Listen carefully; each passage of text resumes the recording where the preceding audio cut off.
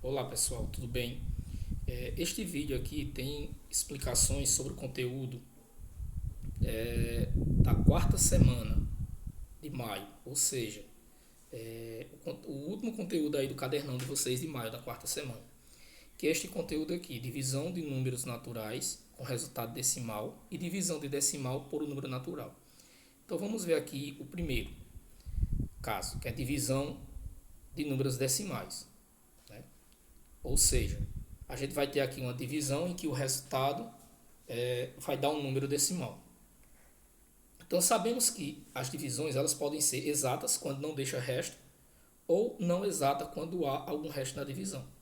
Então, por exemplo, quando a gente vai dividir 5 por 2, essa divisão não vai dar exata, porque vai dar 2 e vai sobrar um. Mas se você imaginar R$ 5 para dividir para duas pessoas, cada um vai ficar com 2,50 e o resto é zero. Então perceba que o resultado aí 2,50 é como se fosse 2,5, que seria aí o resultado decimal. O outro exemplo aqui é quando a gente divide 225 por 50. Ora, quando eu divido 225 por 50, tá? Quando eu pego aqui e divido 225 por 50, vai caber 4 vezes. E 4 vezes 50 dá 200. Para 225 foi 25. Então perceba, né, como aparece aqui. 4 vezes 50 dá 200, 225 menos 200 sobra 25. Então essa divisão não deu exata. Mas eu posso continuar essa divisão e chegar a um resto zero? Posso. Eu não consigo dividir o 25 por 50. Mas se eu colocar um zero aqui, fica 250. Eu consigo dividir 250 por 50. E a nossa regrinha de divisão diz que toda vez que eu acrescento um zero no dividendo, tá? Eu tenho que acrescentar uma vírgula no quociente. Então agora 250 dividido por 50 cabe 5. 5 vezes 50 dá 250, para 250 zero. Então minha divisão foi exata? Foi, porque deixou o resto zero. Mas meu resultado foi um número natural? Não, meu resultado foi um número decimal. Ou seja, eu percebi que ao dividir 225 por 50, eu tive como resultado 4,5. Tá? Então isso é dividir dois números naturais e o resultado ser o número decimal. Certo?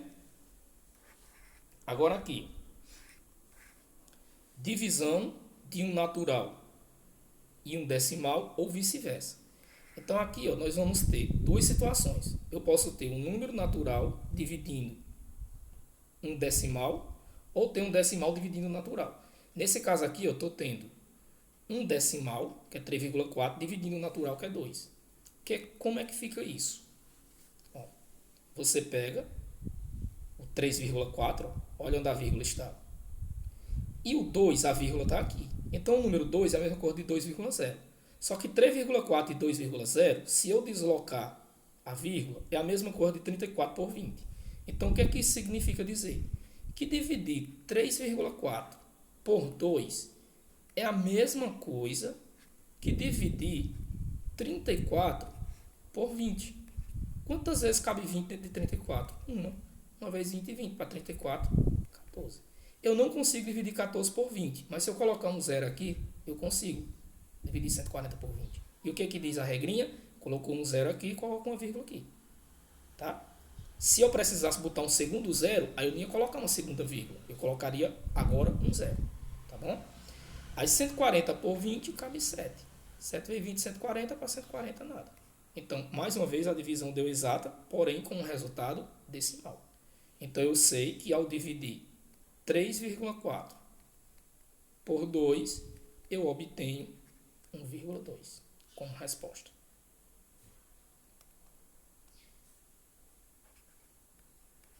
Ok? Continuando. Agora, nesse segundo exemplo, eu tenho a divisão de um natural por um decimal. Professor, vai mudar? Não, a regrinha é a mesma. O que tem aqui? 30 dividido por 2,5, onde é que está a vírgula do 30? Depois do zero. Então, 30 é a mesma coisa de 30,0. E o 2,5 continua.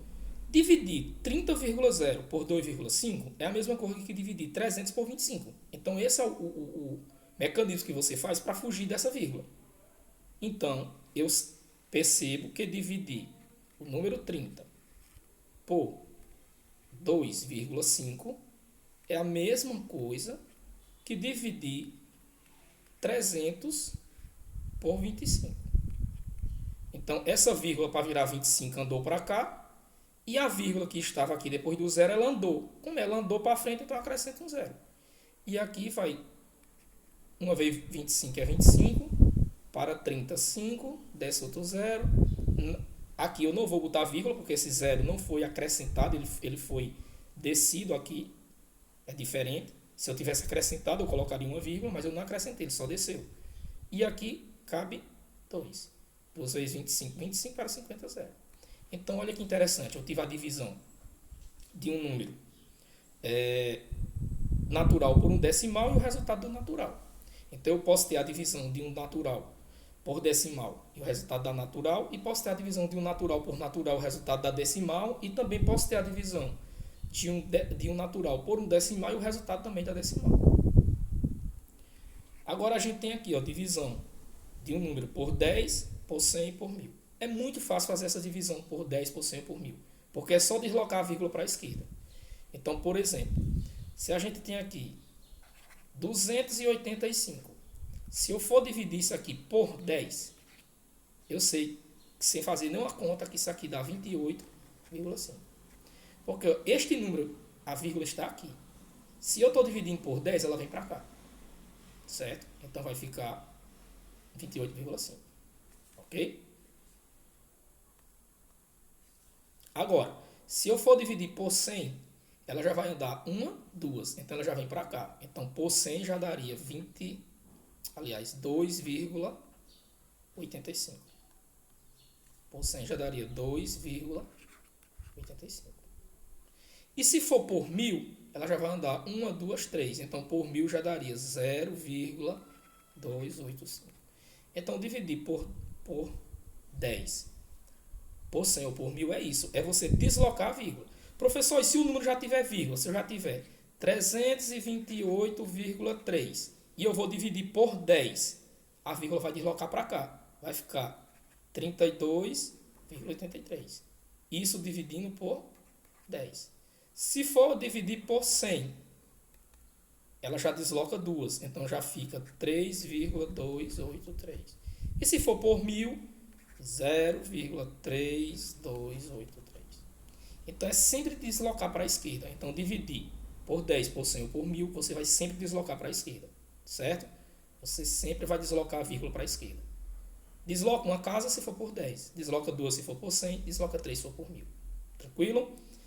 Então a aula a gente encerra por aqui. Eu vou fazer um outro vídeo, tá? Explicando aqui um pouco a atividade. Tá certo? Até a próxima. Tchau, tchau.